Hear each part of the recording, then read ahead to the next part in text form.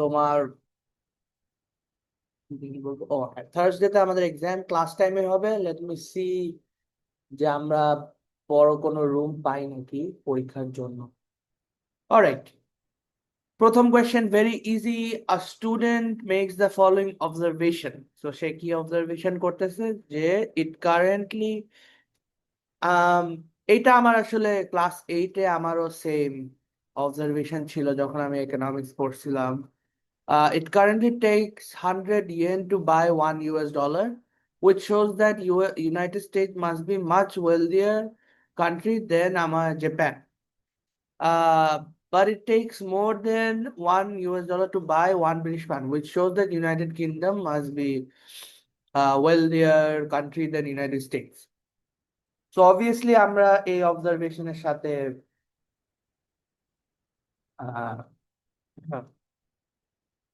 Disagree করব, right? কারণ হচ্ছে what exchange rate tells me is just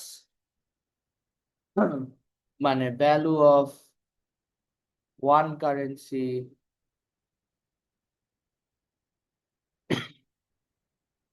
in terms of another currency, right?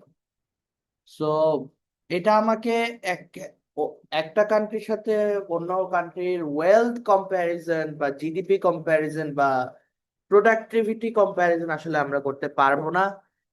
আম যদি আমরা এভাবে করতেও চাই তাহলে more better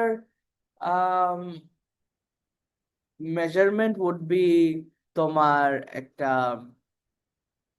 I think, purchasing power parity. That would make more sense যে আমরা কত টাকায় same basket of goods consume করতে পারতেছি।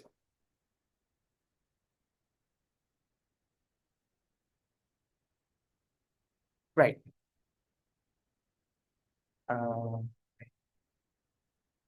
ওকে। স্যার একটা কোয়েশ্চেন ছিল। জি।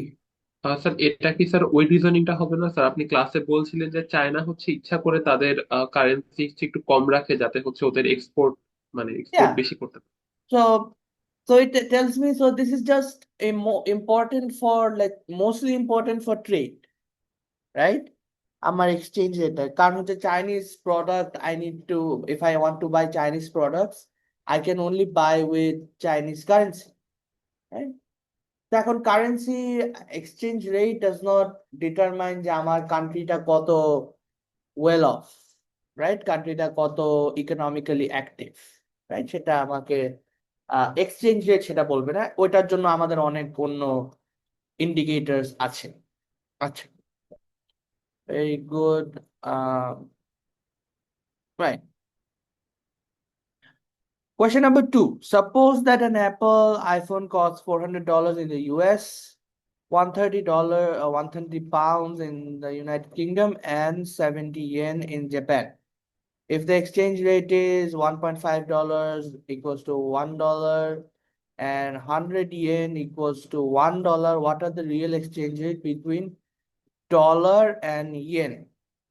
ওকে, তাহলে আমি ডলার আর ইয়েনের চিন্তা করতেছি। তাহলে মনে করো এখানে একটা আমার so if you remember the real exchange rate formula, সেটা হচ্ছে কি আমার nominal exchange rate, so nominal exchange rate into domestic price level divided by foreign price level.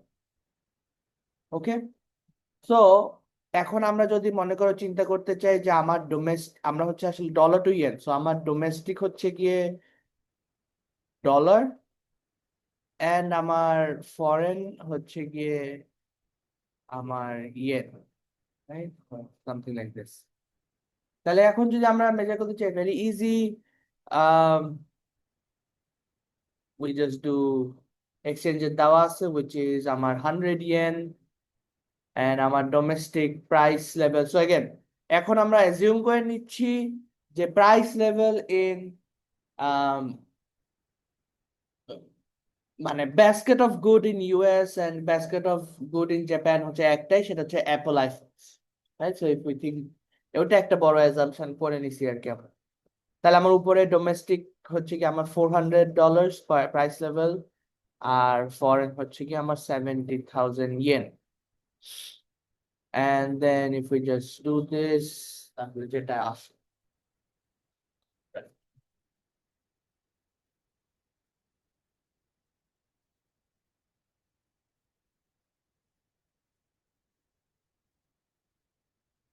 তো 0.5714। সিমিলারলি এখন ডলার অ্যান্ড পাউন্ডের যদি আমার লাগে তাহলে সেটাও করতে পারবো। একটা জিনিস জাস্ট আমার মনে রাখতে হবে, এখানে আমরা যেটা বলতেছি এই যে এই এক্সচেঞ্জ রেটটা, this nominal exchange rate is given as foreign currency per domestic currency. Okay, so আমরা যদি এখন real exchange rate of dollar to pound চাই, মানে হচ্ছে পাউন্ড হচ্ছে গিয়ে আমার ফরেন কারেন্সি অ্যান্ড ডলার হচ্ছে গিয়ে আমার ডোমেস্টিক কারেন্সি, তাহলে কিন্তু এখানটা জাস্ট প্রথমে আগে এটাকে ইনভার্স করে নিতে হবে, রাইট? $1 কত পাউন্ড পাচ্ছি সেটাতে নিতে হবে, and then I need to put it in this formula, right? তো এটা একটু কেয়ারফুল থাকতে হবে যদি পরীক্ষায় আসে যে আমার এখানে কোনটা চাচ্ছে and দেওয়া কোনটা আছে। So that it's মানে it's not a theoretical thing, it's just a মানে কি বলে সিলি মিস্টেক হওয়ার অনেক চান্স আছে, সেটা স্যার আরেকবার রিপিট করবেন? হ্যাঁ। তো আমরা যখনই মানে ফর দিস কোর্স কনভেনশনটা হচ্ছে, কনভেনশন হচ্ছে আমরা যখনই এক্সচেঞ্জ রেট বলতেছি তখনই এক্সচেঞ্জ রেট মানে বুঝতেছি যে আমার 1 ইউনিট অফ ডোমেস্টিক কারেন্সি কত unit of let's say x unit of foreign currency দেয় সেই মেজারমেন্টে। ওকে, তো তুমি যদি এখানে চিন্তা করো এই যে 100 ইয়েন, $1 100 ইয়েন, তো আমার exchange rate is 100 yen per dollar. এখন আমরা যদি পরেরটা বের করতে চাই তাহলে আমার দেখো এখানে দেওয়া আছে 1 pound equals to $1.5, তাহলে আমার এক্সচেঞ্জ রেট যদি আমি ডলারে আনতে চাই তাহলে this will be 1/1.5 pound per dollar. তো এটা জাস্ট একটা সিলি মিস্টেক থেকে বাঁচার জন্য বলতেছি। তো বুঝতে পারতেছি এবার? স্যার ফার্স্ট রেটটা হচ্ছে এক্সচেঞ্জ রেট হচ্ছে ইয়েনে আছে, আর পরেরটা হচ্ছে এক্সচেঞ্জ রেট হচ্ছে ডলারে হয়েছে, এটাই তো? ডলারে আনতে হবে, রাইট? ঠিক। ওকে, গুড। এবার আমরা আসি number 3-তে। an article on the website of the Financial Times describes euro dollars as dollar which somehow escaped the US system. আচ্ছা, সো ইউরোতে তো ইউরো, তাহলে ইউরো ডলারটা কি বলতেছে? ইউরো ডলারটা বুঝাচ্ছে হচ্ছে গিয়ে আমার ইউরোপিয়ান ব্যাংকসে কি পরিমাণ ডলার আছে, ইউরোপিয়ান অ্যামাউন্ট। আচ্ছা, amount of dollars in European bank. যেমন আমরা কিন্তু মাঝে মাঝে বলি যে আমাদের ডলারের যে রিজার্ভ সেটা কমে যাচ্ছে, সেটা বেড়ে যাচ্ছে। এখন এই যে আমাদের বাংলাদেশ ব্যাংকে যে ডলারটা আছে সেটা কিন্তু ইউএসএ তে নাই, ইউএস এর ইকোনমিতে কিন্তু এটা সার্কুলেট হচ্ছে না, এটা আমার ব্যাংকের ভল্ট মানে টেকনিক্যালি আমার ব্যাংকের ভল্টে বসে আছে, রাইট? সো এখন এটা যদি হয় তাহলে হাউ ডু ইউ মানে হোয়াট ডাজ ইট মিন? তো ইট মিনস যে আমার একটা ডোমেস্টিক একটা type of currency that is in foreign banks, that's it. তো এখানে যেটা I guess briefly explain what the author means, এটা দিস মিনস যে ফরেন মানে আমার ডোমেস্টিক কারেন্সি, সো এই ক্ষেত্রে আমার this US dollars as dollars are in European banks, এর জন্য এটাকে ইউরো ডলার নাম দিছি, রাইট?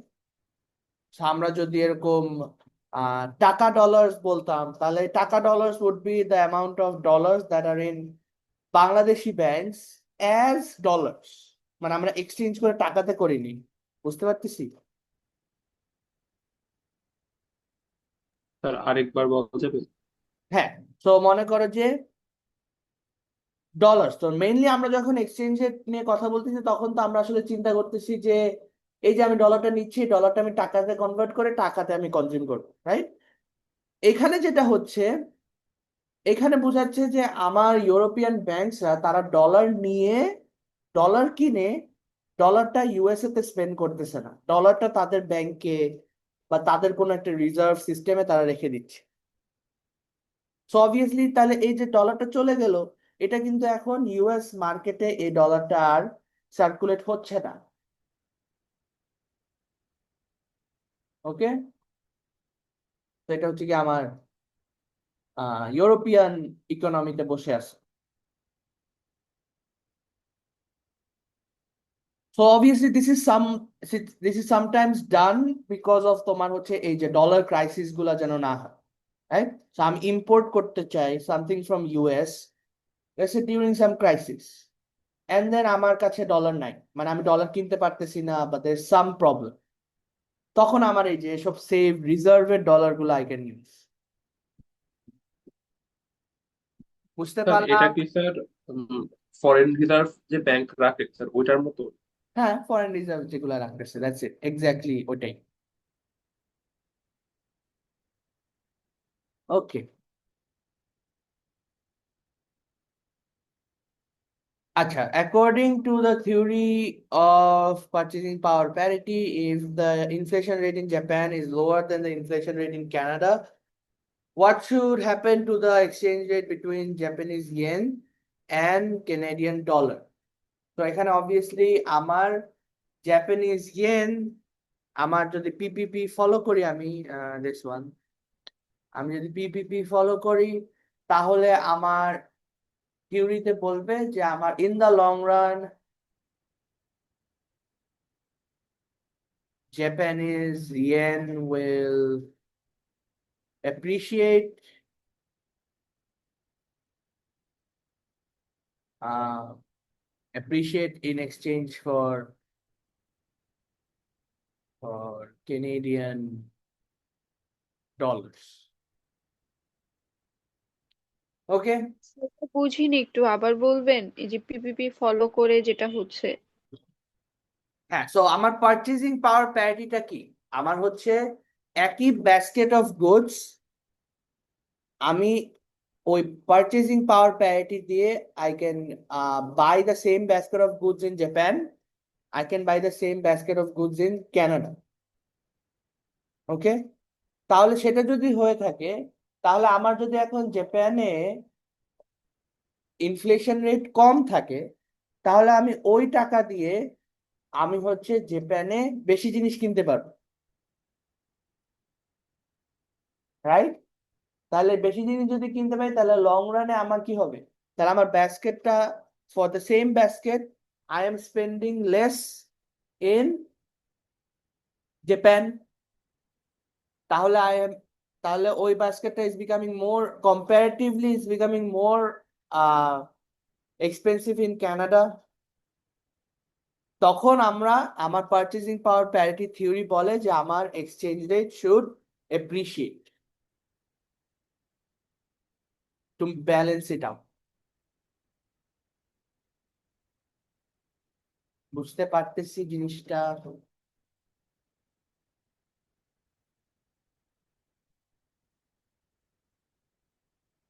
কার কোয়েশ্চেন ছিল সে বুঝতে পারলাম। জি স্যার, এবার যদি এটা যদি ডেপ্রিসিয়েট হইতো তখন হচ্ছে মানে এটা হচ্ছে জাপানের জন্য অ্যাপ্রিসিয়েট আর হচ্ছে কানাডার জন্য কানাডার ডেপ্রিসিয়েট। জন্য depreciate, হ্যাঁ, মানে একজনের সাথে তো একজন হইতেই হবে। সো জাপানের সাথে অ্যাপ্রিসিয়েট, জাপান অ্যাপ্রিসিয়েট করা মানে কানাডা ডিপ্রিসিয়েট করতে। স্যার এটা কি স্যার এরকম যে যে দেশের স্যার প্রাইস স্যার বাড়বে সে দেশের এক্সচেঞ্জ রেট হচ্ছে ফল করবে বা সে দেশের মুদ্রা ফল করবে? হ্যাঁ, সে দেশে গেন আমার, তুমি এখন চিন্তা করো, মানে পিপিপি ইজ টেকনিক্যালি আমার রিয়েল এক্সচেঞ্জ রেট, সো এখন তুমি যদি চিন্তা করো আমার একটা ডলার দিয়ে একটা জাপানিজ ইয়েন দিয়ে আমি যে পরিমাণ গুডস কিনতে পারতেছি, তাহলে আমি ওই সেম জাপানিজ, যেহেতু আমার এখন কি ডিফ্লেশন মানে inflation com compare to Canada, তাহলে ওই অ্যামাউন্ট অফ গুডস আমার কানাডায় কিনতে হলে বেশি টাকা দিতে হচ্ছে। বুঝতেছো? তাহলে আমার জি মনে স্যার। করো 1 yen in real terms can buy more goods and services, right? তার মানে 1 yen in real terms appreciated, কারণ আমি এখন বেশি গুডস এন্ড সার্ভিসেস একটা ইয়েন দিয়ে কিনতে পারতেছি বেশি, কম্পেয়ার টু আমি যদি একটা ক্যানাডিয়ান ডলার দিয়ে কিনতে চাই। বুঝতে পারলাম? এটাই হচ্ছে মেইন পারচেসিং পাওয়ার প্যারিটি বোঝায় আর কি।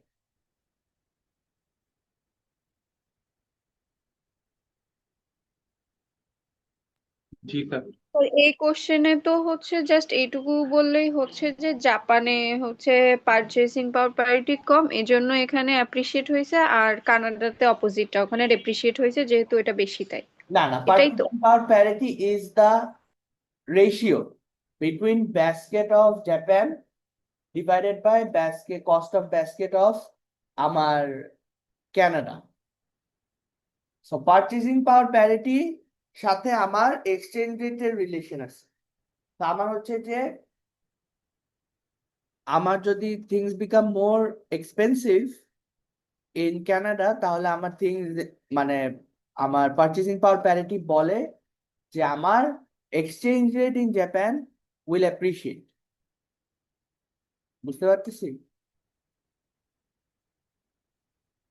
জি স্যার। Okay. স্যার, পিপিপি থিওরিতে তো স্যার ডোমেস্টিক আর ফরেনের বিষয়টা ছিল স্যার, এখানে কি আমরা কোনো একটা দেশকে ডোমেস্টিক ধরে রাখবো? হ্যাঁ, এখন তুমি এই যে জাপানকে ডোমেস্টিক ধরো, কানাডাকে ফরেন ধরবা, যে কোনো একটাকে তো ডোমেস্টিক একটাকে ফরেন ধরতে হবে। ঠিক আছে? তো এখানে যেহেতু exchange between Japan and Canada বলতেছে, তো তুমি জাপানকে ধরলা ডোমেস্টিক, তাহলে জাপানিজ ইয়েন আমার অ্যাপ্রিসিয়েট করবে, এটাই। জি sir. All right. Number 4, number 5. According to uh, a survey of foreign professional foreign exchange traders, the theory of purchasing power parity is considered to be academic jargon. Yeah. Why might the foreign exchange traders not find purchasing power parity to be useful as they trade currencies day to day? So the thing about purchasing power parity হচ্ছে এটা long run relationship দেখাচ্ছে, right? So again আমরা in economics যখনই আমরা equilibrium চিন্তা করি, আসলে equilibrium কিন্তু আমরা কখনো ইকুইলিব্রিয়ামে থাকি না। So we are always reaching for the equilibrium. আমরা কিন্তু কখনো ইকুইলিব্রিয়াম থাকি না, আমরা always moving towards the equilibrium, right? তো এখন ওইভাবে যদি চিন্তা করি, purchasing power parity is a long run equilibrium. কিন্তু আমি হচ্ছে কি একজন ফরেন এক্সচেঞ্জ ট্রেডার, তাহলে আমি তো হচ্ছে কি day to day short term movements এর উপর আমি বেশি ইউজফুল মনে করি, রাইট? তো হচ্ছে কি আমার এজন্য তারা বলতেছে আসলে যে PPP is not useful, right? Although, again, because purchasing power parity is a theory, it's a model, it helps to understand the direction যে আমার এক্সচেঞ্জ রেটটা কোথায় যাবে। So short term movements in exchange rate অনেক কিছুর উপর dependent, right? যে ওই যে আমাদের demand and supply, I think related কোয়েশ্চেনও আছে আজকে, ডিমান্ড এন্ড সাপ্লাইয়ের উপর dependent, right? Short term demand and সাপ্লাইয়ের উপর। কিন্তু লং রান এক্সচেঞ্জ রেটটাও ইম্পর্টেন্ট, সো আই নো যে আমার ডিরেকশনটা কোথায়, যে এটা কি for how long will this appreciate or for how long will this depreciate, right? বুঝতে পারতেছি? So day to day traders, forex traders, they're always day to day, right? So it's short run, and purchasing power parity theory is a long runner theory. তো এই জন্য তাদের কাছে হয়তো বা মনে হইতে পারে যে দিস ইজ ইউজলেস। এটি বুঝতে পারলাম। স্যার এই যে একাডেমিক জার্গন যেটা লিখছে এটা এটা কি জিনিস বুঝলাম না। মানে জার্গান কিভাবে বুঝাবো? জার্গান হচ্ছে আহ what's a good definition for jargon, মানে এটা হচ্ছে কি তোমার যে কোনো ফিল্ডের স্পেশালাইজড স্পেশালাইজড কোনো ল্যাঙ্গুয়েজ, রাইট, বা স্পেশালাইজড কোনো টার্ম। মানে তোমার ফিজিক্সের জন্য কিছু ফিজিক্সের টার্ম আছে, ইকোনমিক্স এর জন্য কিছু ইকোনমিক্স টার্ম আছে, রাইট? তো ওরকম আর কি। তো এখানে আসলে দিস ইজ সার্কাস্টিক ওয়েতে সে বুঝাতেছে যে আমার আহ মানে যারা হচ্ছে প্রফেশনাল ফরেক্স ট্রেডার তারা বলতেছে যে purchasing power parity is just academic jargon, মানে হচ্ছে কি এটা আমার বইয়ে ট্রু, বাট আমার আসলে ফিল্ডে এটা কোনো কাজে দিচ্ছে না। তো এটা কোয়েশ্চেনটা এইভাবে এটা বুঝাইতে চাইছে আর কি। বুঝতে পারলাম। জি। Okay, good.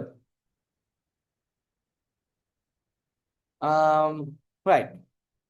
Writing in the Wall Street Journal, economist William Easterly of New York University notes around 2010, the domestic currency in Brazil was so overvalued that tourists from Rio visiting Manhattan rented shipping sir জি, sir ফাইভের অ্যান্সারটা না আমি বুঝিনি, মানে main অ্যান্সারটা কি ছিল? ফাইভের অ্যান্সার মেইন হচ্ছে কি আমার পিপিপি হচ্ছে গিয়ে লং রানে গিয়ে might be it's true, right? So it's a long run relation.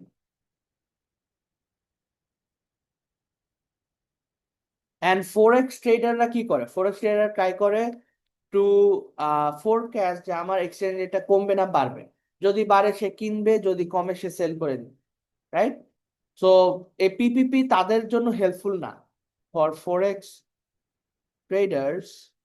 So এই সার্ভেতে ওরা বলতেছে যে it's not helpful two for them. এখন কোয়েশ্চেনটা হচ্ছে কি কেন হেল্পফুল তারা মনে করতেছে না? তারা হেল্পফুল মনে করতেছে না কারণ হচ্ছে এটা একটা long run relationship. So long রানে গিয়ে আমার পিপিপি রিলেশন মানে রিয়েল এক্সচেঞ্জ রেটটা গিয়ে এক জায়গায় থামবে, ওকে? বাট শর্ট রানে যেটা হচ্ছে ফরেক্স ট্রেডাররা যেখানে ট্রেড করতে চায়, শর্ট রানে আসলে পিপিপি ওরকম এক্সপ্লেনেশন দিতে পারে না। এটাই হচ্ছে কি কোয়েশ্চেনের answer, right? So why forex traders not find PPP to be useful? বুঝতে পারলাম? জি স্যার। Okay, good. রাইট, আচ্ছা এখানে কি বলতেছে, এখানে হচ্ছে কি ব্রাজিলের currency was so overvalued, যেটা so tourist from Rio visited Manhattan, rented shipping containers to bring home their cheap purchases. ওকে, তো মানে কি মানুষজন ব্রাজিল থেকে এসে নিউ ইয়র্কে গিয়ে তারা হচ্ছে গিয়ে তোমার অনেক বেশি বেশি কিনতো। কারণ হচ্ছে গিয়ে আমার Brazil was so currency in Brazil over valued, মানে হচ্ছে গিয়ে অনেক অ্যাপ্রিসিয়েটেড।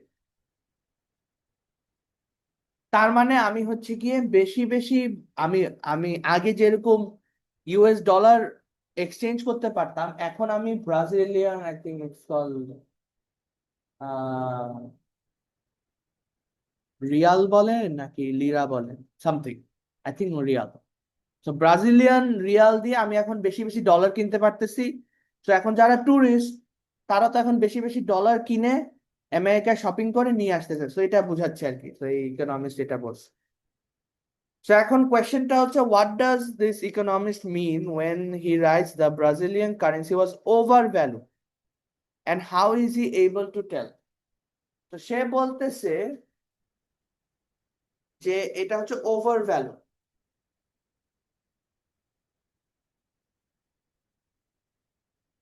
তো ওভার ভ্যালুড, ওই তো ওভার ভ্যালুড মানে কি আমি হচ্ছে এখন আহ ফরেন এক্সচেঞ্জ ভ্যালু আমার ওয়াজ হায়ার দেন আমার হচ্ছে কি তোমার ইউএস ডলার, রাইট? তার মানে হচ্ছে আমি এখন কম রিয়াল দিয়ে, কম ব্রাজিলিয়ান কারেন্সি দিয়ে আমি বেশি ডলার কিনতে পারতেছি। তো that is the meaning of overvalue. এখন ওভার ভ্যালুড বলতেছি কেন? ওভার ভ্যালুড বলতেছি এখন তোমার এটা আসলে you need to think of a reason. So one reason যেটা actually was the reason and এর জন্যই ওভার ভ্যালুড মনে করতেছি, সেটা হচ্ছে কি আমার ইউএস এর প্রাইস, ইউএস এর প্রাইসেস, ইউএস এর basket of goods and services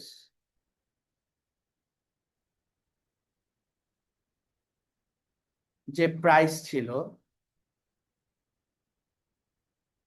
সেটা ওয়াজ সিমিলার টু আমার ব্রাজিলের basket of goods and services price. তাহলে আমার পিপিপি থিওরি তো বলে যে আমার যদি দুইটার basket of goods এর প্রাইস মানে দুইজনের প্রাইস লেভেল যদি সিমিলার থাকে তাহলে আমার why would it be overvalued, মানে আমার কেন তাহলে ব্রাজিলিয়ান রিয়াল অ্যাপ্রিসিয়েট করবে? করার কথা না। তার মানে যেহেতু অ্যাপ্রিসিয়েট করতেছে তার মানে there is something wrong with the market, তার মানে দিস ইজ ওভারভ্যালু। এটা কি বুঝতে পারতেছি? না স্যার, বুঝতে পারি নাই? স্যার এখানে ওভার ভ্যালুড বিষয়টা মানে আপনি লাস্টে যেটুকু এক্সপ্লেন করলেন এটা বুঝি নাই, মানে মার্কেটের সমস্যা আছে তো বলে ওভার যখন ভ্যালু। তোমার ওভার ভ্যালুড বলবে তার মানে যেটার ভ্যালু, অ্যাকচুয়াল ভ্যালু যেটা তার থেকে বেশি, রাইট? অ্যাকচুয়াল ভ্যালু যেটা তার থেকে ওভার ভ্যালুড, মানে সে যেটা আসলে ফান্ডামেন্টাল ভ্যালু সেটা না ইন দ্য মার্কেট। ওকে, তার মানে এখানে ইকোনমিক্সটা বুঝাইতে চাচ্ছি যে তার মানে কোনো একটা সমস্যা আছে। এখন আমি যদি বলি Brazilian currency is over valued, মানে কি ব্রাজিলিয়ান কারেন্সি ইজ অ্যাপ্রিসিয়েটেড, কারণ কি ওভার ভ্যালু মানে কি এখন আমি বেশি আমি এখন same amount of Brazilian currency দিয়ে same amount of US dollar, বেশি অ্যামাউন্ট অফ ইউএস ডলার কিনতে পারতেছি, রাইট? আর কোনো জায়গায় তো আমার ব্রাজিলিয়ান কারেন্সি ওভার ভ্যালু হইতে পারবে না। তার মানে হচ্ছে কি আমি এখন কম ব্রাজিলিয়ান কারেন্সি দিয়ে বেশি ইউএস ডলার কিনতে পারতেছি, যেটা দিয়ে আমরা এই যে এই তোমার কেস দিয়ে বোঝা যাচ্ছে, রাইট? ব্রাজিল থেকে সবাই আমেরিকা এসে কেনাকাটা করে চলে যাচ্ছে। তো এখন যেহেতু ইকোনমিস্ট ওভার ভ্যালুড বলতেছে তার মানে হচ্ছে কি তোমার কোনো একটা সমস্যা আছে, মানে এত যে অ্যাপ্রিসিয়েট করার কথা না। এখন কিভাবে সে বুঝতে পারবে যে অ্যাপ্রিসিয়েট করার কথা না? এখন এখানে হচ্ছে কি আমাদের ওই পারচেজিং পাওয়ার প্যারিটি থিওরিটা আনতে হবে, যেটা হচ্ছে কি আমার দেখা গেছে যে আমার US basket of goods and services was actually cheaper দেন আমার হচ্ছে কি Brazilian basket of goods and services। তাহলে এটা যদি হয়ে থাকতো তাহলে তো আমার ইউএস ডলার ওয়াজ সাপোজ টু অ্যাপ্রিসিয়েট, কিন্তু না হয়ে ব্রাজিলিয়ান ডলার অ্যাপ্রিসিয়েট করছে, তাহলে এখানে কোনো সমস্যা আছে, এন্ড এই জন্যই এটা ওভার ভ্যালুড, এটাই বুঝাইতে চাইছি এইখানে এই কলামটা লিখি। বুঝতে পারতেছি?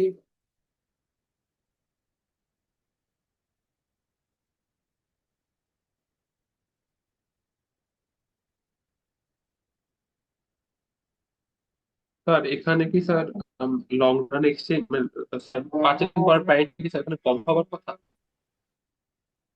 হ্যাঁ, মানে ওইটাই সে এখানে মিন করতেছে আর কি। সে এখানে অবভিয়াসলি সে বলতেছে স্যার এখানে হচ্ছে বেসিক্যালি যে ইউএসএ টা চিপার আছে, তো পারচেসিং পাওয়ার প্যারিটি অনুযায়ী ইউএসএ তে অ্যাপ্রিসিয়েট করার কথা, বাট ইন রিয়েল লাইফ এই মার্কেটে ব্রাজিলেরটা অ্যাপ্রিসিয়েট করতেছে, তো এটা হচ্ছে কন্ট্রাডিকশন হয়ে যাচ্ছে, এটাই আর কি বলবো তাই। ইয়েস, দ্যাটস ইট, এক্স্যাক্টলি এটা, থ্যাংক ইউ।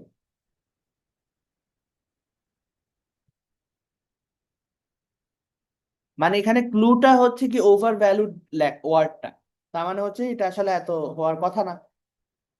তার মানে এখন এটা যদি ভুল হয়ে থাকে তাহলে ভুলটা কোথায় বা কেন, তো তোমার ওখান থেকে বুঝে নিতে হবে। স্যার এখানে স্যার লং রানে স্যার এত হওয়ার কথা না স্যার, এটা স্যার কেন? হ্যাঁ, স্যার এখানে স্যার পিপিপি কম হবার কথা কেন? প্রাইস লেভেল সমান দেখে দুটো দেশে। সরি, আরেকবার। স্যার এখানে কি স্যার দুই দেশের প্রাইস লেভেল সেম? ওইটাই মানে আমি বলতেছি সেম, মানে আমি তো মনে করো পরীক্ষার হলে তো তুমি আসলে জানো না ব্রাজিলের হিস্ট্রি এন্ড ইউএস এর হিস্ট্রি কি, রাইট, কস্টের কি। কিন্তু এখানে হচ্ছে তোমার তখন একটা থিওরির সাথে বেস করে তোমার একটা এক্সপ্লেনেশন দিতে হবে।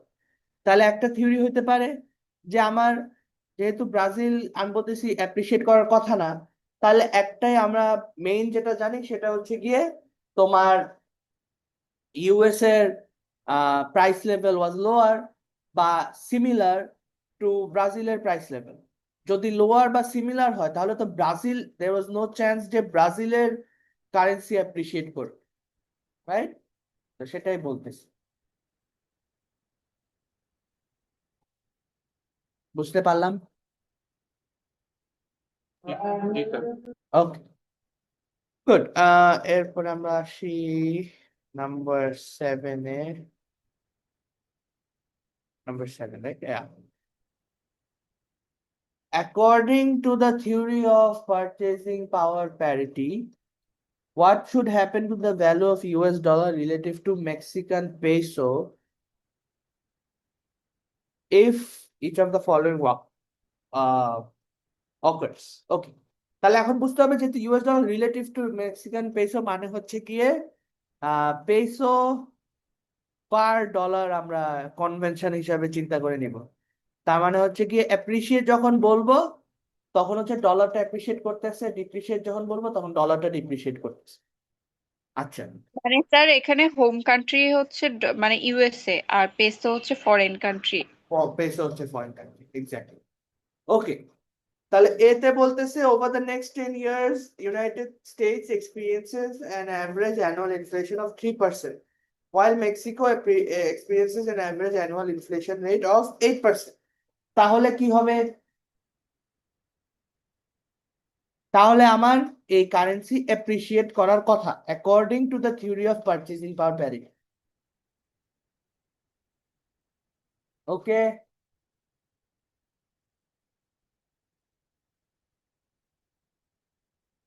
এটা বুঝতে পারতেছি।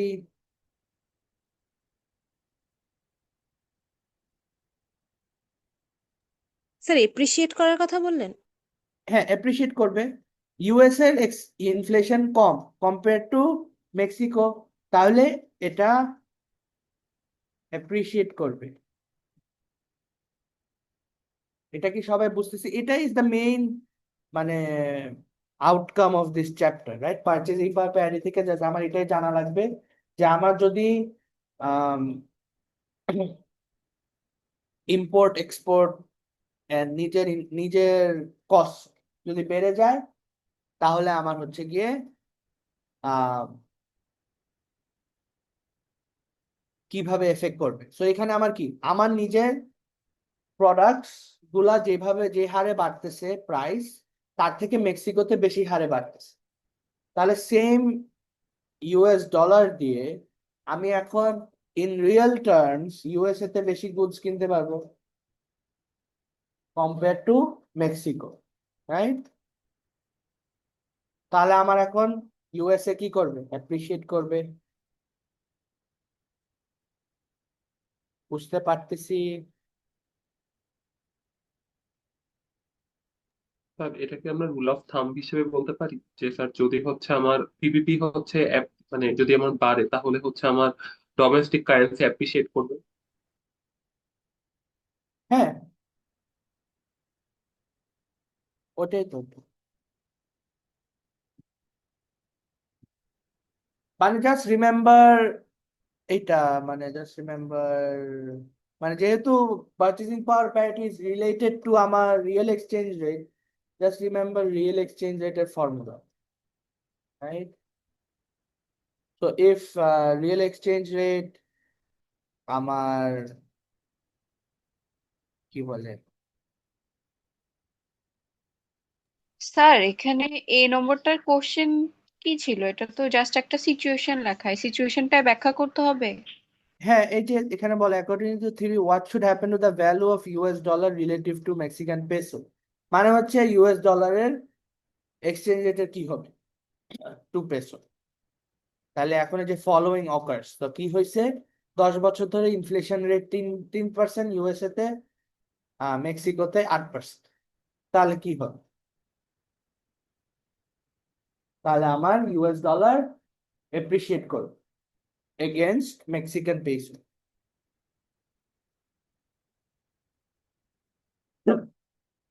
ওকে, স্যার এখানে ইকুয়েশনটা নিয়ে কি যেন বলা শুরু করেছিলেন? আমি বলতেছি যে এটা রিলেটেড টু আমার হচ্ছে গিয়ে এখানে,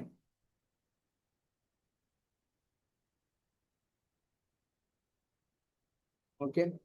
তো আমার এখন এটা চিন্তা করে আই ক্যান থিঙ্ক অ্যাবাউট যে আচ্ছা আমার এটার ভ্যালু কি হবে, কমবে না বাড়বে, বা কিভাবে আমি রিলেট করতে পারি। নিচেরটা পি স্টারটা হচ্ছে ইউএস ডলার আর উপরেরটা হচ্ছে পেসো, এভাবে দিয়ে করব। না, নিচেরটা ফরেন, উপরেরটা ডোমেস্টিক।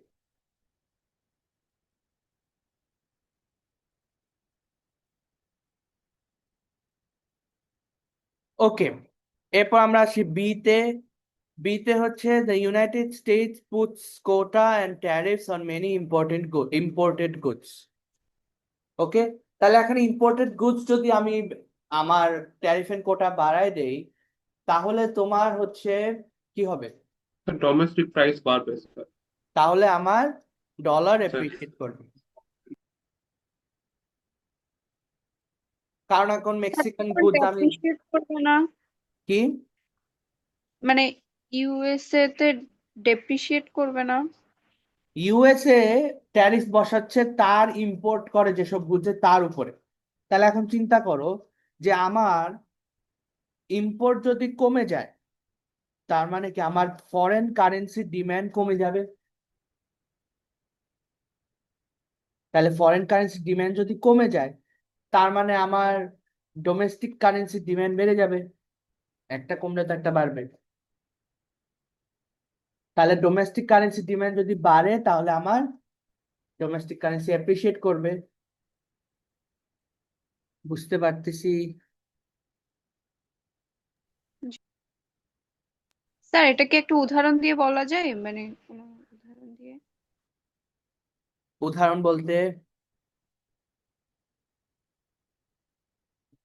এখানে this is demand and supply.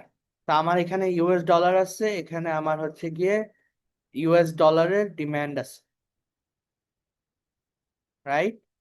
তাহলে এখন তুমি যদি চিন্তা করো, আমার ইম্পোর্ট করতেছি আমি মেক্সিকো থেকে, তাহলে আমি এখন যেহেতু ইম্পোর্ট করতেছি মেক্সিকান ইম্পোর্টেড গুডস এর উপর আমি ট্যারিফ দিয়ে দিছি, তার মানে কি এখন মেক্সিকান গুডস আর মোর এক্সপেন্সিভ।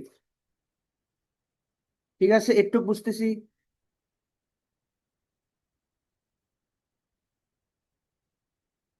আচ্ছা, তাহলে এখন যেহেতু মেক্সিকান গুডস আর মোর এক্সপেন্সিভ, তাহলে ডিমান্ড কি বলবে, ডিমান্ড ল অফ ডিমান্ড বলে তাহলে মেক্সিকান গুডস এর ডিমান্ড কমে যাবে।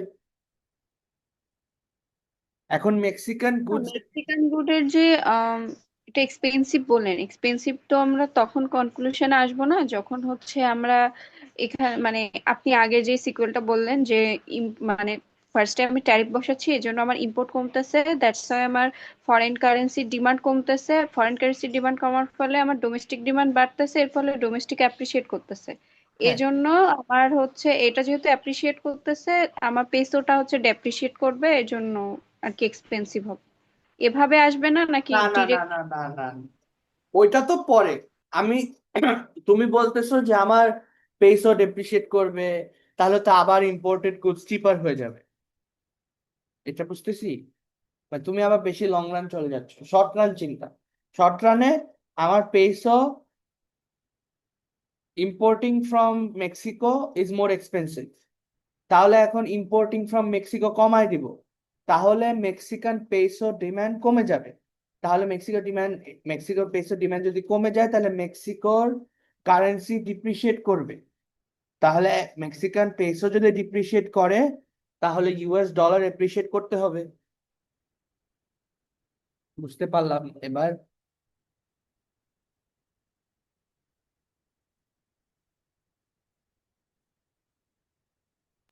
স্যার এটা কি এমন ভাবে ভাবা যায় যে ফরেন প্রাইস লেভেল স্যার বেড়ে গেছে ট্যারিফ বসানোর জন্য? না, এভাবে আহ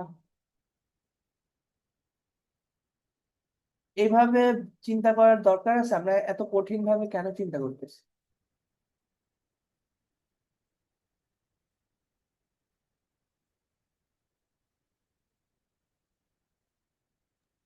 স্যার এই বিষয়টা একটু আবার বলবেন? কোন বিষয়টা? এই যে লাস্টে যেটা বললেন এটা আমরা বুঝতে পার ফরেন এক্সচেঞ্জটা কেন ইউজ করি, সেটা হলো আমার কোয়েশ্চেন। মানে কি কাজে আসলে লাগে আমার ফরেন এক্সচেঞ্জ? আমি ইম্পোর্ট করার সময় এটা মানে ইম্পোর্ট ওইটা। Export, right? তাহলে এখন চিন্তা করো, তাহলে আমার এখন তুমি যদি সিমিলার ওয়েট আছে, আমরা মনে হয় পড়াশোনা কম করতেছি, পিপিপির কথা মনে পড়ি। পিপিপি কি চিন্তা করে? পিপিপি চিন্তা করে আমার ইউএস গুডস আর সাবস্টিটিউটস অফ মেক্সিকান গুডস। মানে কি? মানে আমার ইউএস এর যদি এটার প্রাইস বেড়ে যায়, আহ, আমার এটা যদি ডলার বেড়ে যায়, তাহলে আমি ইউএস গুডস বাদ দিয়ে আমি মেক্সিকান গুডস কিনবো, রাইট? ওকে, তাহলে এখানে আসি, এতে আসি। এতে কি হচ্ছে? এতে আমার ইনফ্লেশন ইউএসএ তে 3% বাড়তেছে, তাহলে ইউএসএ প্রাইস বাড়তেছে 3%। তাহলে আমার মেক্সিকোতে বাড়তেছে আমার বেশি, 8%। তাহলে মেক্সিকান গুডস আর মোর এক্সপেন্সিভ। এখন এখন পারচেসিং পাওয়ার প্যারিটি থিওরি চিন্তা করে কি এই দুইটা আর সাবস্টিটিউটস। তাহলে আমি মেক্সিকো থেকে না কিনে আমি এখন ইউএসএ থেকে কিনবো।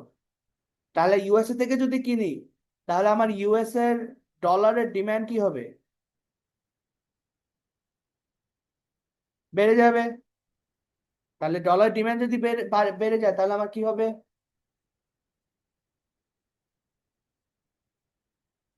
অ্যাপ্রিসিয়েট করবে। জি স্যার। ওকে, এটা গেল প্রথমটা। এগেন আমরা আসি,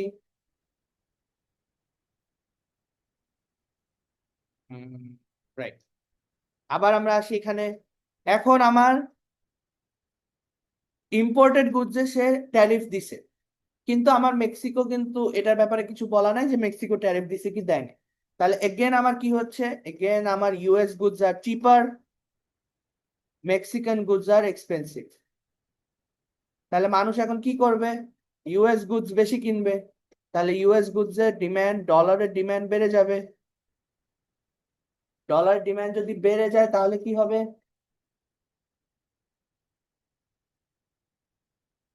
এপ্রিসিয়েট, ডলার অ্যাপ্রিসিয়েট করবে। ডলার এপ্রিসিয়েট করবে। এবার কি বুঝতে পারতেছি? জি আবার বলতে পারবো কিন্তু, আবার বলবো। স্যার, নেক্সটে যান। শিওর? মেইন কথা, পার্চেসিং পাওয়ার প্যারিটির মেইন বেসিক থিওরি হচ্ছে আমরা জাস্ট আমেরিকার গুডস আর মেক্সিকোর গুডস আর বাংলাদেশের গুডস আর ইন্ডিয়ার গুডস, এগুলা সবগুলাকে আমি চিন্তা করতেছি অ্যাজ পারফেক্ট সাবস্টিটিউটস। তো যেখানেই যেটা কম দাম, সেখানেই আমি চলে যাব। ওকে, অবভিয়াসলি আমার যদি ইউএস, এখন চিন্তা করো, আমার যদি কারেন্সি অ্যাপ্রিসিয়েট না করে, তাহলে কিন্তু আমি মনে করো মেক্সিকোর গুডস চিপার দেন ইউএস গুডস। এখন আমার যদি এক্সচেঞ্জ রেটটা আমি ফিক্স করে রাখতাম, তাহলে মানুষ জীবনেও ইউএস থেকে কিছু কিনতো না, মেক্সিকো থেকে সব কিনতো, রাইট? এটা বুঝতে পারতেছি। কিন্তু জি স্যার। যেহেতু আমার এক্সচেঞ্জ রেট আছে, তাহলে আমার কি হচ্ছে, যেহেতু এখন এক্সচেঞ্জ রেট কি করবে, তাহলে মেক্সিকো যেহেতু চিপ হয়ে গেছে, মেক্সিকোর এক্সচেঞ্জ রেট এপ্রিসিয়েট করা শুরু করবে, তখন মেক্সিকান কারেন্সি কিনা এক্সপেন্সিভ হয়ে যাবে। এন্ড যতক্ষণ না পর্যন্ত এই দুইটা ইকুয়াল হয়ে যায়, ততক্ষণ পর্যন্ত আমার এক্সচেঞ্জ রেট অ্যাপ্রিসিয়েট করবে। বুঝতে পারতেছি? জি স্যার। ওকে, গুড। স্যার এটা কি স্যার সি নম্বরটা বলছিলেন? না, এটা হচ্ছে হোল পারচেজিং পাওয়ার প্যারিটির ব্যাপারটা বলতেছি। ওকে, তাহলে এখন চিন্তা করো, সি নাম্বারে আসি। সি নাম্বারে একই কথা, United States enter period of deflation while Mexico experiences inflation. তাহলে কি হবে? ইউনাইটেড স্টেটস এর ডলার স্যার অ্যাপ্রিসিয়েট করবে, অ্যাপ্রিসিয়েট করবে। এটাই।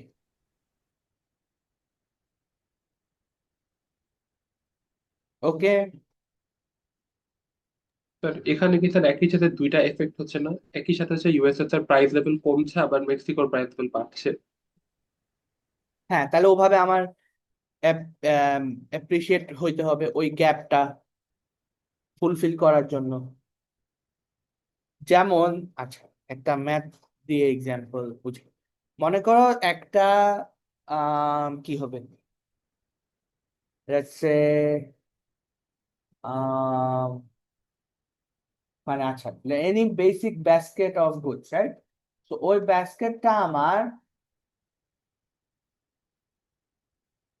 ইউএসএ তে হচ্ছে গিয়ে লেটস সে $100, রাইট? এন্ড আমার মেক্সিকোতে হচ্ছে গিয়ে $100, মেক্সিকোতে হচ্ছে গিয়ে আমার 500 পেসো। ওকে, হ্যাঁ, পেসো। তাহলে এখন এদের মধ্যে এক্সচেঞ্জ রেট কি হবে? তাহলে এক্সচেঞ্জ রেট হবে 5 পেসো পার ডলার। ওকে, এখন এদিকে আসি। এখন মনে করো ইউএসএ তে 10% ইনফ্লেশন হয়েছে। তাহলে 10% ইনফ্লেশন হলে ইউএসএ তে এখন 110 প্রাইস। আমার যদি আমি ওই ওই জিনিসটা যদি আমি 20% আমার যদি ইনফ্লেশন হয়, কি বলে, মেক্সিকোতে, তাহলে আমার এটা হবে 600 পেসো। তো ইউএস ডলারে একই, এটা হচ্ছে $100, $110, আর মেক্সিকোতে হচ্ছে 600 পেসো। আমার যদি এক্সচেঞ্জ রেট এটাই থাকে, তাহলে তুমি এখন চিন্তা করো যে আমি আহ ইউএস ডলার দিয়ে যদি কিনি, তাহলে আমার $110 দিয়ে কিনতে পারবো। এন্ড আমার আসলে পেসোর হিসাবে আমার খরচ হচ্ছে কত তাহলে? তাহলে ওই 110 ইন্টু 5, তাহলে আমার অ্যাকচুয়ালি খরচ হচ্ছে কত? 550 পেসোস। বুঝতে পারতেছি? কিন্তু ওই জিনিসটা আমি যদি এখন মেক্সিকো কিনি, তাহলে আমার কি 600 পেসো খরচ হতো। তাহলে আমি এই 50 টাকা বাঁচানোর জন্য আমি কি করব? ইউএসএ থেকে কিনবো। ওকে, একটু বুঝতেছি?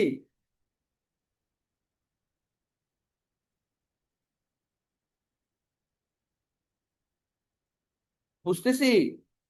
আমার আগের এক্সচেঞ্জ রেটটা আগেরটাই আছে। তাহলে আমার কি হবে? তাহলে এখন সবাই কি করবে? এখন যেহেতু আমার $110 কিনা ইজ অ্যাকচুয়ালি 550 পেসো দিয়ে কিনা, কিন্তু এখন আমার মেক্সিকোতে এটা 600। তাহলে আমি এখন কি করবো? সবসময় ইউএস থেকে কিনবো। এখন আমার যদি এই এক্সচেঞ্জ রেটটা অ্যাডজাস্ট না হইতো, তাহলে আমি সারা জীবন ইউএসএ থেকে কিনতাম। কিন্তু এখানে 110, এখানে $110 যেটা, এটা হচ্ছে গিয়ে 10% ইনফ্লেশন করে হয়েছে নাকি? হ্যাঁ, 10% ইনফ্লেশন ইন ইউএস হয়েছে। এন্ড 600 পেসোটা হচ্ছে 20% ইনফ্লেশন ইন মেক্সিকোতে। তাহলে এখন মনে করো একজন মেক্সিকান যদি এই এক্সচেঞ্জ রেটে ইউএসএ থেকে কিনে, তাহলে তার আসলে 550 পেসো খরচ হবে। এন্ড ওটা যদি সে মেক্সিকোতে কিনতো তাহলে তার 600 পেসো খরচ হতো। বুঝতে পারতেছি ডিফারেন্সটা কোথায়?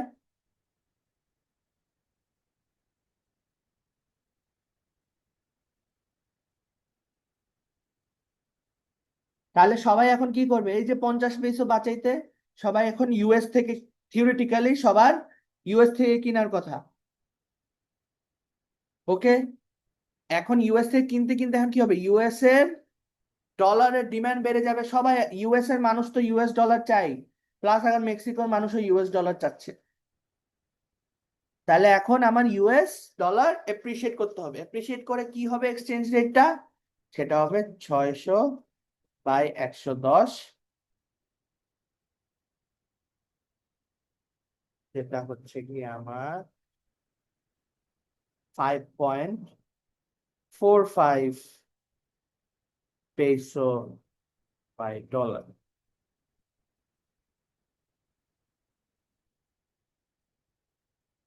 বুঝতে পারলাম?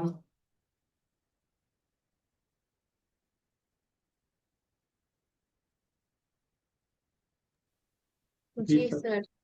ওকে, তাহলে আমরা এভাবে চিন্তা করব যখন আমরা এই পারচেজিং পাওয়ার প্যারিটি কোয়েশ্চেন গুলা সলভ করতে যাব। অলরাইট, এবার আমরা কোয়েশ্চেন নাম্বার 8-এ আসি। Draw a graph of demand and supply of US dollar in exchange of Japanese yen to illustrate each of the following. আচ্ছা, এখানের মধ্যে যে কোনো একটা করে দেই, বাকিগুলা তোমরা করবা বি আর সি করি, রাইট? আচ্ছা, সো বি যদি করি তাহলে বলতেছে আমার প্রথমে সে বলে দিছে যে আমাকে দিস ইজ আমার supply of dollars, demand for dollars. এখন আমি অলসো এখানে হচ্ছে কি আমার ইয়েন বাই ডলার, আর এখানে হচ্ছে কি আমার কোয়ান্টিটি। সো যত উপরে যাবে অ্যাপ্রিসিয়েট করবে, যত নিচে যাবে ডিপ্রিসিয়েট করবে। ওকে, তাই এখানে এখন বলতেছে আমার the interest rate on 1 year Japanese government bonds rise relative to interest rates on আমার 1 year treasury bills। তাহলে এখন কি হবে?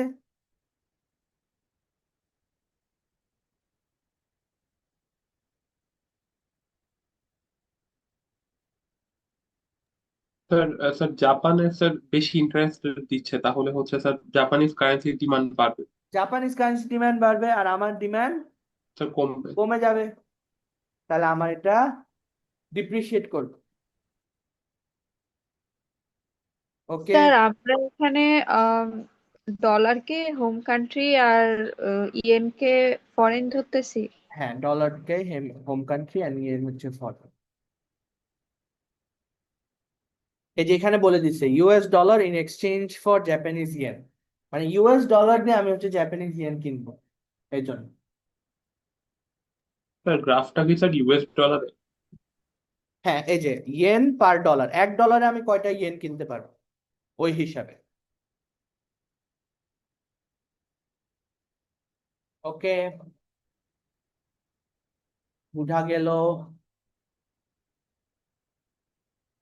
আচ্ছা, স্যার এখানে কি স্যার এক্স অ্যাক্সিসে স্যার কোয়ান্টিটি অফ ডলার, আর স্যার ওয়াই অ্যাক্সিসে হচ্ছে স্যার এক্সচেঞ্জ রেটটা। Quantity of dollar, right. আর ওয়াই স্যার এক্সিস এখানে নমিনাল এক্সচেঞ্জ রেটটা স্যার। নমিনাল এক্সচেঞ্জ রেটটা, জি। হ্যাঁ, স্যার এখানে জাপানের গভর্নমেন্ট যখন ইন্টারেস্ট রেট বাড়ায় দিছে, সেই জন্য হচ্ছে ওদের টাকা হচ্ছে এক্সপেন্সিভ হয়ে গেছে, না এই জন্য আর না না না, এটা কিন্তু শর্ট টার্ম রিলেশনশিপ। এখন তুমি চিন্তা করো, এখানে অ্যাজিউম করে নিছি আমার ফ্রি ক্যাপিটাল ফ্লো, মানে যে হচ্ছে ইউএসএ তে আছে সে ইউএসএ তেও ইনভেস্ট করতে পারবে, জাপানেও ইনভেস্ট করতে পারবে, বাংলাদেশেও ইনভেস্ট করতে পারবে, রাইট? যে জাপানে আছে সেও ইউএসএ তে ইনভেস্ট করতে পারবে, জাপানে ইনভেস্ট করতে পারবে, বাংলাদেশে ইনভেস্ট করতে পারবে, রাইট? তাহলে এখন কি হচ্ছে, জাপানিজ গভর্নমেন্টের বন্ডের ইন্টারেস্ট রেট বাড়াই দিল, তাহলে জাপানে ইনভেস্ট করা এখন কি মোর প্রফিটেবল কম্পেয়ার টু ইউএসএ তে ইনভেস্ট করা। তাহলে মানুষজন এখন কি করবে, ইউএসএ ডলার ফেলে জাপানিজ ডলার নিবে। বুঝতে পারতেছি? তাহলে জাপানের ডিমান্ড বেড়ে যাবে আর আমার ইউএস এর ডিমান্ড কমে যাবে। তার মানুষজন এখন ইউএস এর ইনভেস্ট করতে চায় না বা ইউএস এর বন্ড কিনতে চায় না, এজন্য। বুঝতে পারতেছি? জি Okay. Number C. The Japanese government runs huge budget deficit and investors believe that the government may default on its loan. এখন চিন্তা করো, সমস্যা এটা আমাদের ওই আগেও এটা আমরা পড়ছি। তো এখন আমার কি হচ্ছে, এখন আমার জাপানে ইনভেস্ট করা ইজ মোর রিস্কি। তাহলে আমরা কি পড়ছিলাম, যদি কোনো বন্ড রিস্কি হয়ে যায় তাহলে আমি কি ওখানে আর ইনভেস্ট করব? না স্যার, স্যার ডিমান্ড কমবে স্যার। তাহলে আমার জাপানের কারেন্সি ডিমান্ড কমবে, আমার ইউএস এর কারেন্সি ডিমান্ড স্যার বাড়বে। বেড়ে যাবে। তাহলে আমার ডিমান্ড কার্ভ রাইটে শিফট করবে আর আমার কারেন্সি অ্যাপ্রিসিয়েট করবে। বুঝতে পারতেছি?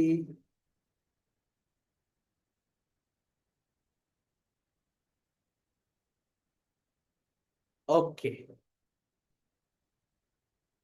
Easy. Question number 9. An article in the Wall Street Journal contained the following observation. Falling interest rates tend to boost bond prices, but weigh on currencies. So এই যে আমাদের পারা উচিত, আমার ওই যে প্রেজেন্ট ভ্যালু অফ বন্ড চিন্তা করে প্রেজেন্ট ভ্যালু ফর্মুলা দিয়ে তুমি এটা বলতে পারবা যে আমার ইন্টারেস্ট রেটের সাথে বন্ডের প্রাইসের ইনভার্স রিলেশনশিপ। তাহলে ইন্টারেস্ট রেট যদি কমে তাহলে বন্ড প্রাইস বাড়বে। বিটা হচ্ছে আমাদের মোর এখন কারেন্ট চ্যাপ্টারে যেটা, এই ওয়ে অন কারেন্সি কি বোঝাচ্ছে এখানে সেটা আমি জানতে চাই। সেটা হচ্ছে কি, এই যে আগের কোয়েশ্চেনেরটার মতো, আমার যদি এখন ইন্টারেস্ট রেট কমে যায় তাহলে মানুষজন আর আমার এখানে ইনভেস্ট করবে না, বিদেশে ইনভেস্ট করবে। তাহলে তখন কি হবে, তখন আমার কারেন্সি ডেপ্রিসিয়েট করবে। এটাই। বুঝতে পারতেছি?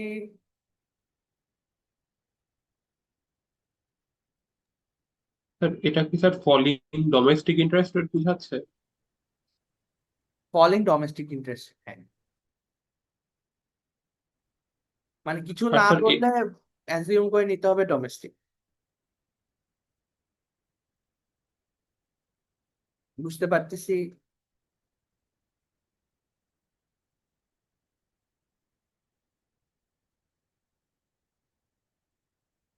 ওকে। আর স্যার এই নম্বরটা কি স্যার, যদি আমরা প্রেজেন্ট ভ্যালুর ফর্মুলাটা লিখে স্যার জাস্ট ওই যে ব্যস্তানুপাতিকের সম্পর্কটা বল দিই তাহলে কি স্যার ওটা হবে? ওটা বলে দিলেই হবে। ঠিক আছে। ওকে, এবার আমরা আসি কোশ্চেন নাম্বার 10। এটা হচ্ছে ইন্টারেস্ট রেট প্যারিটি নিয়ে, রাইট? ওই যে আমরা একটা ফর্মুলা প্রুফ করছিলাম। Suppose that the current exchange rate between yen and dollar is $1 equals to 100 yen, and that the interest rate is 4% on 1-year bond in Japan and 3% on comparable bonds in United States. According to the interest rate parity condition, what do investors expect the exchange rate between yen and dollar to be in 1 year? তাহলে কি হবে? তাহলে আমার foreign interest rate is equals to domestic interest rate, এরপর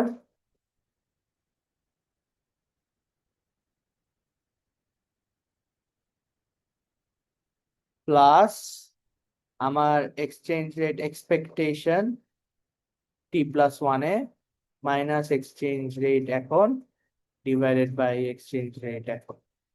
এই ফর্মুলায় বসালেই হবে। ফর্মুলাটা কি ঠিক লিখছি আমি?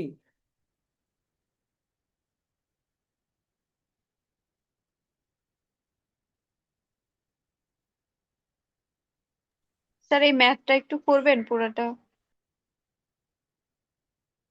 এই ম্যাথও করে দেওয়া লাগবে? আচ্ছা, তাহলে আমার এখানে হচ্ছে গিয়ে আই স্টার মানে হচ্ছে আমার ফরেন ইন্টারেস্ট রেট আমি কত পাই ইকুয়ালস টু আই। এটা হচ্ছে সরি জাস্ট আই, এটা হচ্ছে ডোমেস্টিক ইন্টারেস্ট রেট যেটা আমরা ধরতেছি এখন ইউনাইটেড স্টেটস, প্লাস আমার এক্সপেক্টেড এক্সচেঞ্জ রেট কি হবে পরের বছর, মাইনাস আমার এক্সচেঞ্জ রেট এখন কত ডিভাইডেড বাই আমার এক্সচেঞ্জ রেট এখন কত। And আমরা নাম্বারস দেখলে অনেক ভয় পেয়ে যাই, এটা কিন্তু ইটস নট গুড, রাইট? এটা ভয় পাওয়া যাবে না। আচ্ছা, তাহলে আমার ইন্টারেস্ট রেট এখন বলতেছে জাপানে 4%, তাহলে ভেরি ইজি, এখানে 4% বসাই দিই।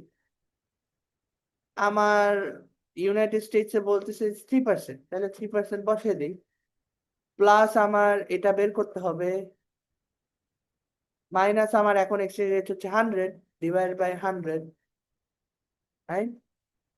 তাই এটা যা আসে এখান থেকে আমার ET+1 যা আসে সেটাই আমার হচ্ছে এই 100টা আসছে, এই যে এক্সচেঞ্জ রেট 100, রাইট? এটা এখন যা আসে সেটা পারবো না, একটু তো পারবো অ্যালজেব্রা,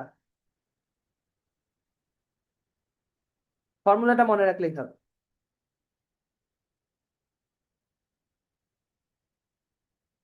জি স্যার। ঠিক আছে, পারা যাবে, ভয় লাগতেছে? স্যার একটা কোয়েশ্চেন ছিল স্যার। জি। স্যার এই পার্টটা কি স্যার মিশকিনের বইয়ে স্যার নেই? Interest rate parity condition.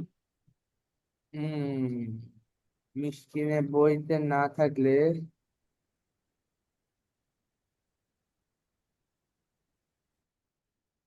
তাহলে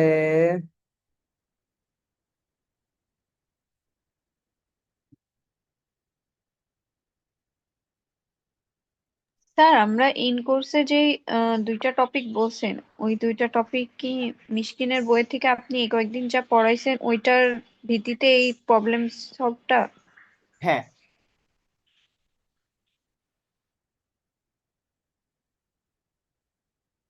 তো মেইনলি এটা হচ্ছে ফরেন এক্সচেঞ্জ মার্কেট থেকে, আর তোমার আসবে হচ্ছে গিয়ে কন্ডাক্ট অফ মনিটারি পলিসি, এই দুইটা জিনিস থেকে।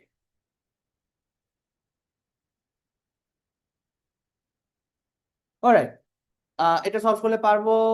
মিশকিনের এটা এটা যদি আমরা না পাই তাহলে আমরা মনে হয় ম্যানকিউ এর ম্যাক্রো বইতে পাইতে পারি, এটা ম্যানকিউ ম্যাক্রো এটা, অথবা অথবা ব্ল্যানচার্ডের আরেকটা ম্যাক্রো ইকোনমিক্স, ব্ল্যানচার্ডের ম্যাক্রো বইতে পাইতে পারি।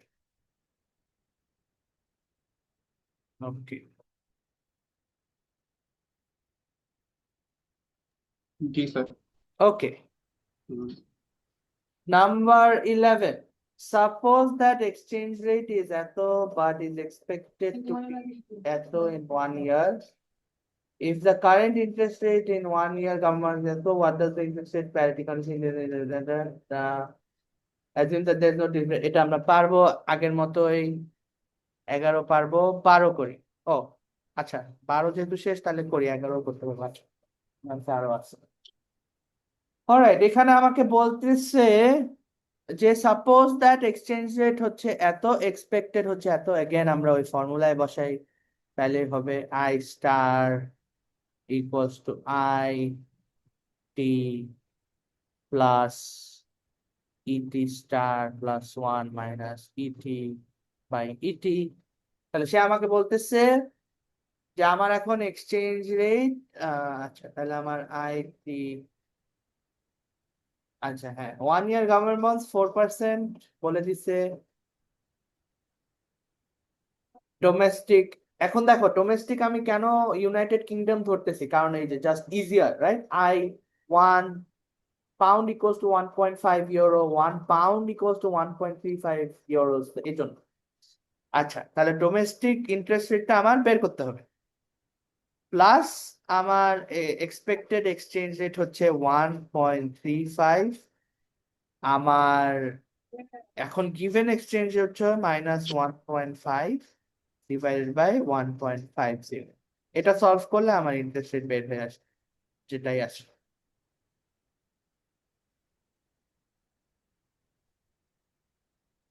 ওকে,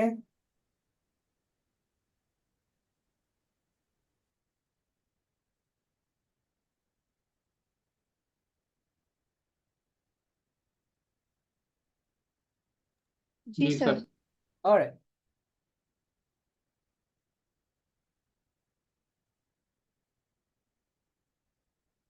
Question number 12. An article in New York Times discussed the consequence in the financial market of Brexit. The vote in 2016 referendum in the United Kingdom to leave European Union. Investors have dumped much that seems risky, the pound, the euro, and shares of stock exchanges around the world. They have entrusted the process to a rare sure thing. আচ্ছা, এই যে again আমরা কিন্তু পুরা কোর্সটা নিয়ে main কথা, মানে ইন্টারেস্ট রেটের যখন কথা আসে বা ফাইন্যান্সিয়াল মার্কেটের যখনই কথা আসে, ইটস অল অ্যাবাউট রিস্ক।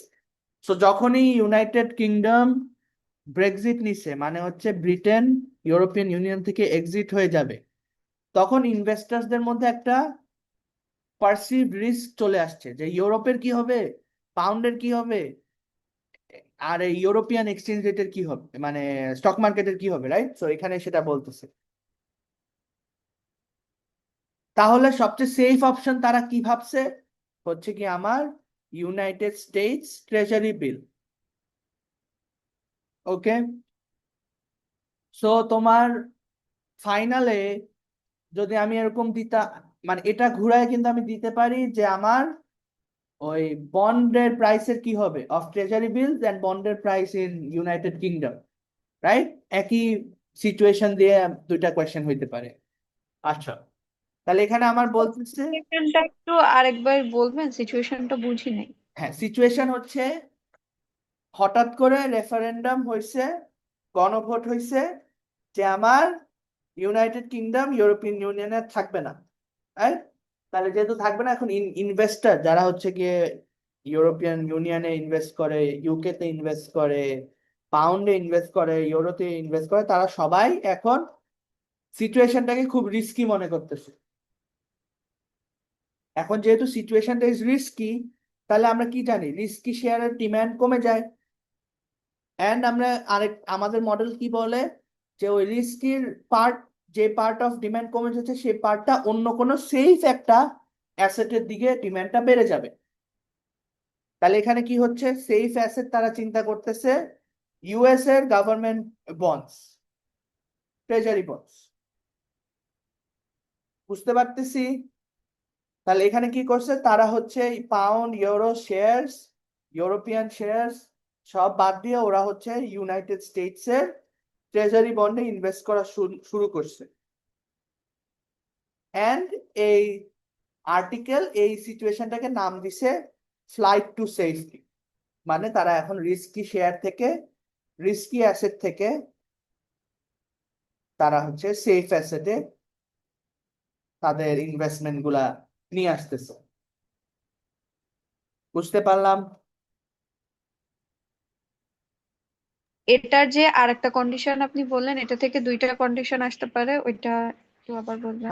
ওটা আমি বলতেছি যে এখান থেকে দুইটা কোয়েশ্চেন আসতে পারে, সেটা বলতেছি। মানে এখানে তো this is related two foreign exchange, মানে এই সেম তোমার স্টোরিটা দিয়ে, এই সেম কেসটা দিয়ে আমি তোমাকে কোয়েশ্চেন করতে পারি যে আমার রিস্ক প্রিমিয়াম কি হবে, right?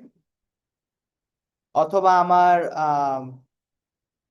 Price of bond in US সেটা কি হবে, রাইট? ওটা হচ্ছে যে আমরা চ্যাপ্টার 2, 3, 4 পড়ছি ওই type of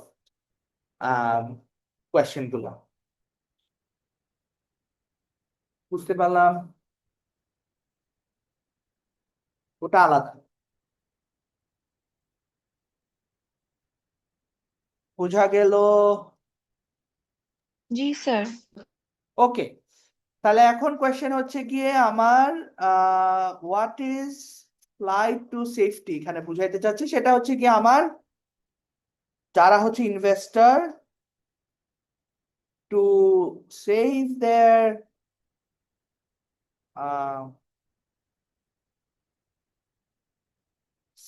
their assets or wealth, তারা হচ্ছে গিয়ে taking the investments from Europe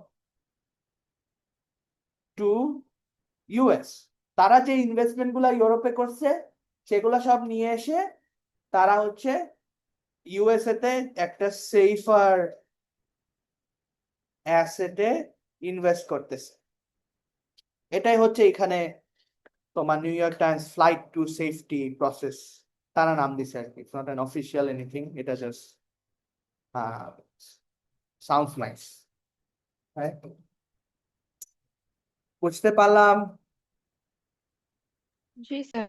okay, main question আসলে বি, সে এখানে বলতেছে how would the flight to safety affect the exchange rate between pound and US dollar. এখন এটা খুবই ইজি, আমরা এরকম করে আসছি একটা,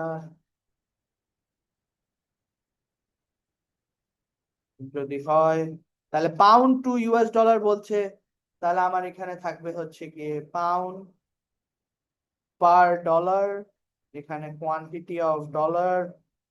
এখানে স্যার পাউন্ডটা হচ্ছে হোম ডিস মানে ডোমেস্টিক আর ইউএসএ টা ফরেন এভাবে ধরে করব। না, এখানে এগেন আমরা এখানে যেহেতু আমার, আচ্ছা এটা আসলে ডিপেন্ডস অন তুমি যেটা করতে চাও।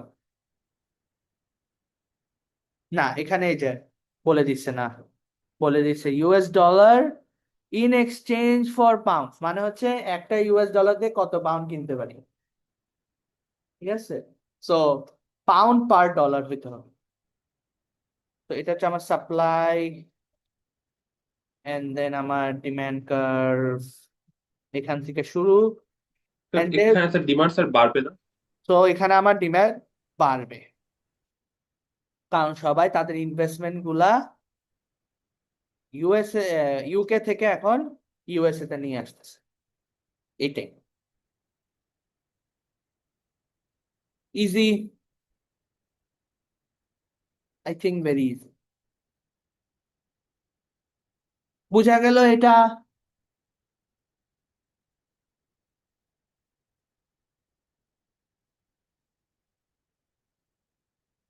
জি স্যার। ওকে গ্রেট, তাহলে মঙ্গলবার দেখা হচ্ছে। স্যার একটা কোয়েশ্চেন ছিল। জি, স্যার আমাদের স্যার কালকে যে কম্পিউটার মানে স্যার ক্লাসটা হয়েছে স্যার, ওইটা কি স্যার ওটা রেকর্ডিংটা কি স্যার দিয়ে দেওয়া যাবে? ওটার রেকর্ডিংটা খুঁজতে হবে, আচ্ছা আমি দিচ্ছি, কারণ ওটার রেকর্ডিংটা হঠাৎ কি জানি আমি মনে হয় ভুলে কেটে দিছি বা সামথিং, মানে it needs to convert to something, দেখে ওটা আমি খুঁজে দিচ্ছি। না পাইলেও আমি একটা আমি তো ক্লাসে যা যা করলাম ওইটার পিডিএফ কিন্তু দিয়ে দিছি, সো যদি নাও পাই তাও আই থিঙ্ক ফলো করা বেশি ডিফিকাল্ট হবে না, বাট আইল ট্রাই টু ফাইন্ড ইট, সমস্যা নেই। আর স্যার আজকে ধীরা ম্যাম বলছিল যে আমাদের অ্যাটেন্ডেন্স একটা মার্ক থাকবে, এটা কি আপনার যে কম্পিউটার কোর্স ওখানেও আপনার ক্লাসের অ্যাটেন্ডেন্সের মার্ক কি থাকবে, যেহেতু আপনি মনিটরিতে অ্যাটেন্ডেন্সের মার্ক রাখেন না? মানে আমি অ্যাটেন্ডেন্সে ফুল মার্কসই দিয়ে দিব ভাবতেছি কম্পিউটারে, তো আমি তো 2.5%, তো 2.5% আমি দিয়ে দিব তোমাদের সবাইকে, দ্যাটস মাই প্ল্যান, ঠিক আছে? জি স্যার, আর স্যার আরেকটা কোয়েশ্চেন ছিল স্যার, আপনার অফিস আওয়ারটা স্যার কখন, এটা একটু বলতে পারবেন? অফিস আওয়ার হচ্ছে কি আমার মঙ্গলবার বৃহস্পতিবার আফটার ক্লাস এনি টাইম আমার সাথে স্কেজুল করে যদি আসতে পারো তাহলেও হবে। তো মঙ্গলবার আমার হচ্ছে গিয়ে আই থিঙ্ক 11টা থেকে 12টা, আর বৃহস্পতিবার হচ্ছে গিয়ে আমার 11টা থেকে 2টা পর্যন্ত। So you can come anytime, আর আমি যদি অফিসে থাকি you can come any time. Okay sir. Okay. Sir আমাদের কোর্সে কি হচ্ছে স্যার এইগুলাই মানে এই চ্যাপ্টারটুকুই থাকবে? না, আমরা যে ইয়াতে পড়ছি, কি বলে, কন্ডাক্ট অফ মনিটারি পলিসি যে ক্লাসটা করছি ওখানে তো আর মানে সবই থিওরি, ওখানে কোয়েশ্চেনের মতো কিছু নাই। তো ওখান থেকে আসবে, আর এখান থেকে আজকে যা করলাম এরকম কিছু আসবে। আচ্ছা স্যার, তো মানে ইন কোর্সের জন্য এটাই প্রবলেম সেট, তাই তো? এটাই problem set. Okay sir, thank you. Okay.